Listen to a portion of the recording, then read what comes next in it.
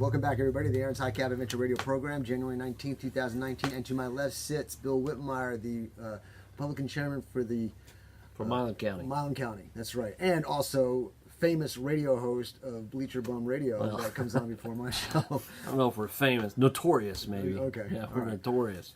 Well, Bill, you're political, I'm political, and I say that in a positive sense. We study, we understand, we try to understand. We don't just look at bullet points and news articles and read headlines. We try to figure out, hey, I saw this happen, I heard it happen, and yet it's being shown in a different light of how it truly happened, and it just makes me get irritated. So there's articles I'm reading, there's things I've shown you here, but the one that really flipped me was this thing about BETO saying that, let's see here, I got an article here, and he hesitates to say this, but bottom line is he feels that maybe our Constitution isn't good anymore for the current times that we live in, because we're all over the world with troops and this and that, and I'm saying to myself, the reason this country is the way it is and is so strong and is so powerful and is the only superpower, true superpower, is because of that Constitution and Bill of Rights. And I'm not going to let any schmuck, especially this one,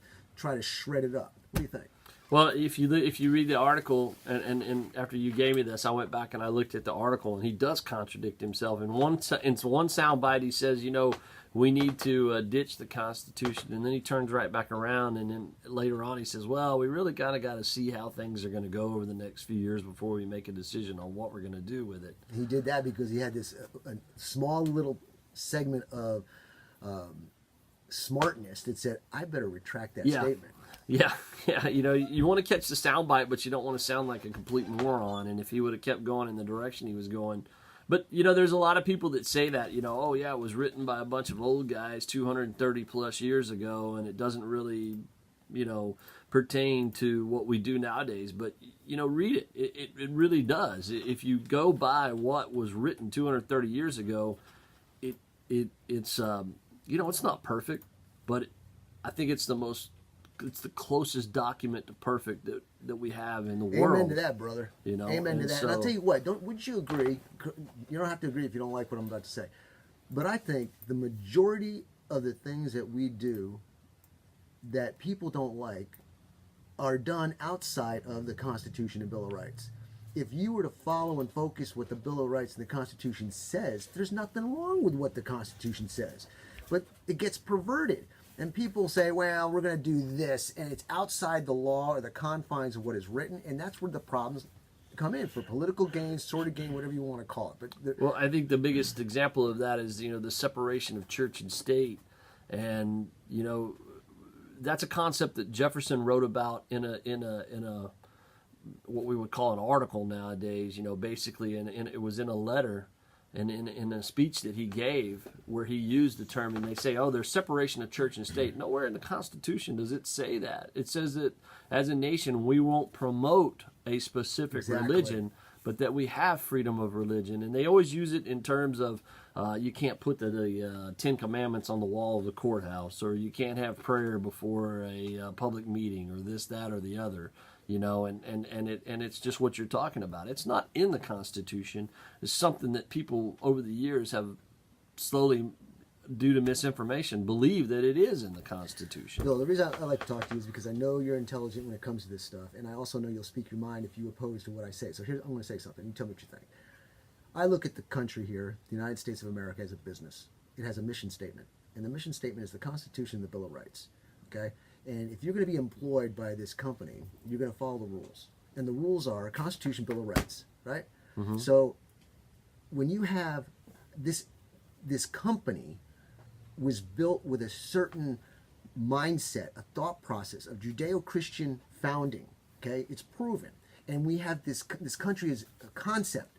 But when it says separation of church and state, it's like you just said, it has nothing to do with suppressing your right for religion. It just says this country shall not have one major religion that we're going to cram down your throat. So people have to understand the mission statement. They have to understand it as compared to not understanding it and then spitting out ignorant comments that pollute the minds of others, and they don't know. And I get on those people who don't do their homework and study and research and understand, so that they have a better understanding of our Constitution and how it works, but they're ignorant, and they cause other people to become ignorant. It's one big clover leaf that has all these different problems that keep coming to the core. You've got to understand the roots, the beginnings of where it comes from, so that you're not ignorant and make stupid decisions. That was a mouthful. It was, but you said a lot, but you said the truth. I mean, if you understand the basics, you understand the Constitution, the Bill of Rights, where we come from, you understand your history, and then you have to, especially in today's world with social media and so much on the internet, you've got to go to various different sources, because you may get a little truth from everybody, but you don't get the whole truth from anybody, and you've got to find that truth. You've got to want to seek that truth. And unfortunately, so many people get their information from a Facebook hit or a Twitter post or an email that they get, and they say, oh, this is true. This was said. I think one of the best ones I've ever seen is that you can't believe anything you've ever seen on the internet signed Abraham Lincoln. I mean, that right there, and how many people you see, we talked about it, we kind of joked about it this morning after Bleacher Bum Radio. We were sitting outside and we were talking about how easy it is to create a fake Twitter account and put out disinformation, and people run with it. Right now, you've got Twitter accounts that aren't being used, that groups like ISIS, that groups like Al-Qaeda are taking over and using for disinformation, because people just haven't ever logged on, and they'll go look up that account, look up that individual, find something about that individual and figure out what their logon is, and then take that account over and put out disinformation. So it looks like it's Fred Nobody from downtown Temple, who's lived in Temple his whole life, and he's putting out this anti-information, and other people see it on Twitter and like, well, this he's an American. He's not even, a bad guy, but it's some guy in a cave over in Syria that's typing all this information out and sending it off, and people just eat it up. So you've got to, basically, you can't go to just one source. You can't go to the Huffington Post or the Washington Post or the Austin American Statesman or the Temple Telegram or Wikipedia. Remember, Wikipedia is written by people just like you and me. It's not written by scholars. It's written by just people, and they try to verify it, but it's just information put out there. You got to go to various different sources to get the information you want. And if you're just relying on a Facebook post or an email, well, God help you. Now, ladies and gentlemen, what I'm about to say is my opinion. Bill, you can state your claim, whatever, but this has nothing to do with Bill. I look at the media as a lot of it is fake news. And I'll tell you why I say that. It's not so much that it's fake news, it's agenda news. And here's why I say it. You've got all these different news outlets come up with a story almost at the same time, using the same verbiage, same bullet points. For me, if you were an independent news organization, don't you think you'd have some type of creativity to come up with a different type of headline, a different bullet point or something, a different angle? It all seems they converge on the same bullet points, which makes me think there's an agenda of sordid gain to move. Instead of putting out the news for you and I, the public, to make a decision based on the facts, we were getting an opinion. Like Cuomo, I hate that guy. Yeah. That guy's a piece of scum. I like to say something else. That guy stinks to all high heaven. What do you think about that? Well, he's definitely a shock journalist. He's going to, you have him on one side, you have somebody like Tucker Carlson on the other side, and they're working both angles. You're right. There is an agenda out there. There is something, but the days when you had Cronkite on one channel and the others on the other channels, you had 3 channels to choose from. They're going to report the news. They're going to give their little slant, but for the most part, it was going to be news. Nowadays, it's all about just the popular journalism to try to get people to watch what they're going to see. And you're right. There are agendas. Like right now, if you turn to anything that's left of center or left-leaning media, from MSNBC to CNN to the Huffington Post or anything like that, what you're going to hear about is the Mueller report, talking to Russians. The big thing yesterday was that Rudy Giuliani said that he never said that the campaign didn't talk to the Russians. He just said Trump talked to the Russians, and they ate that up. And it was the other way around. Rudy's in his 70s, moving into his 80s. I think my dad even said the last thing he wants to do is talk to the media at his age, and he's only 72. So, but that's what they eat on. That's what they feed on. And then you go to the other side and you look at something like Fox News, and their agenda is we're going to beat up Nancy Pelosi right now, and which a lot of people don't mind if you do that, and you and I are probably two that don't. But do you know why this is coming up all the time? It's because what Trump is doing is one thing after the other, what he promised, what he got elected for, and he's doing it. He's making it happen, and they don't want anybody to know about it. They've got to go after the minutia that they can go after. We talked about this a couple of weeks ago, and we kind of went line by line by line by line of everything that he has done. And if you look at his campaign promises versus what he's gotten done and what he's tried to get done, in the last 100 years, he's probably the lead politician for actually doing what he said he was going to do. That's right. And you see people, we discussed this earlier, you see people on the media, and you had a guy go down, and he went down a line of people that were protesting Trump, saying, why do you hate him for this? And, I just hate him because he does this. Well, what do you hate about that? And they couldn't say anything, Hey, he takes away women's rights. How's he taking away women's rights? And the lady just looked at him and said, well, I don't know, but he is. And, great argument, Ladies and gentlemen, let me make a comment. I know Trump is abrasive. I know it. That's his modus operandi. He gets accomplished what he wants to get accomplished because he understands what it takes to get it done. Now let me tell you something. If you're black, white, short, fat, doesn't matter to me. If you're a leader and you get the job done, I'm going to follow you, okay? I want somebody who's going to take this country, protect it, make it better than it was. And yeah, he's abrasive, okay? But I put it on a scale and I say to myself, what's better? Is he abrasive and doesn't get the job done, or abrasive and gets the job done? It's the people who don't like what he's accomplishing or making it sound like he's the worst thing since burnt toast, I guess. Burnt bread, yeah. I personally like burnt toast. That's what it is. I knew it was something. So, yeah, I mean, they've got to find the things that they can pick on. And they do get, and if you look, a lot of the popular media that's out there and is left-leaning, their talking points, ironically, many times match the talking points of the DNC. The DNC is not talking about the low African American unemployment's the lowest it's ever been in this country, ever. Why doesn't that wake people up and say? And we're going to talk about the Robert Mueller investigation more. The president, they say they were hammering him for not going to Iraq and Afghanistan, and while they're hammering him, he's landing at Bagram Air Force Base during the holidays. Right. And they're hammering him. And then all of a sudden they come up with this news update, and there's Air Force One landing. The other day, one of my favorite ones was he had a lady she's an African-American attorney. She's speaking about white privilege. She's talking on the radio to a Fox News guy named David Webb, and she's telling him the only reason he's had a chance to do all these things in the life are white privilege. And he stops her and he says, You do realize that I'm black American.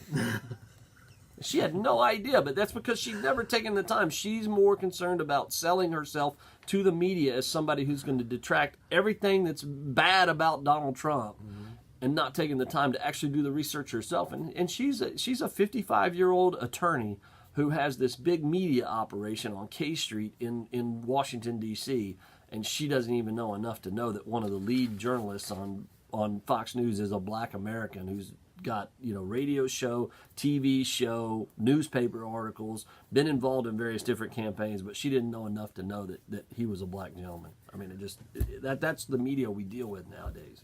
I want to go back to this article again about Beto.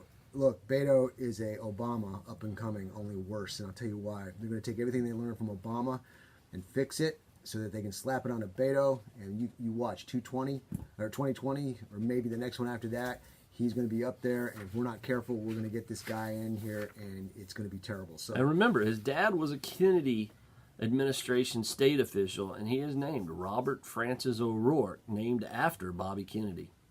So that's what you're voting for. You're voting for a Kennedy underling, How about this article? I showed this to you. The suicide bombing kills at least 16 in Syria. Any comments you want to make on that one? Because I wrote my notes here. If you want me to I told you off the air.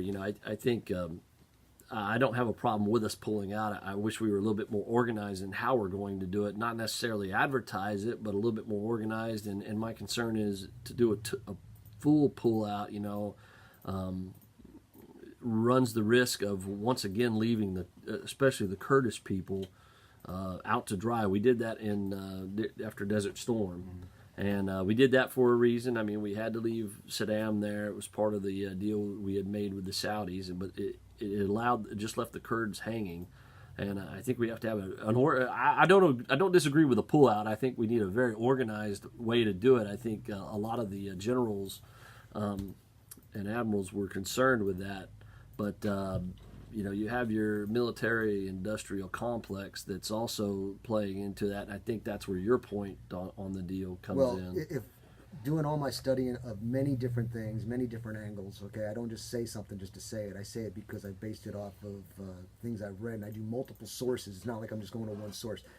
And so, when you hear a Syria attack or a gas attack in Syria, I believe the first one was put on Assad. Mm-hmm. But it ended up not being, and so it was a false flag. Basically, they were just trying to make anything or whoever they could to look bad, and then we had the second one, and that's when Trump comes in and just levels them. Right, ISIS levels them. But now here we are, we're trying to pull out, and you have ISIS does a suicide attack and kills Americans. Why the heck would they do that?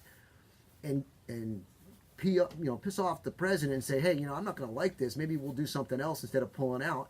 I would say if I was ISIS, shh, be quiet, don't do nothing, let the Americans leave, which makes me think, okay, here we have an attack. Is that a false flag to keep us in there for whatever reason? For if it's political gain or if it's the military-industrial complex doesn't want to lose contracts for military supplies? It just makes me kind of wonder based on all the other evidence and the history of the way things happen.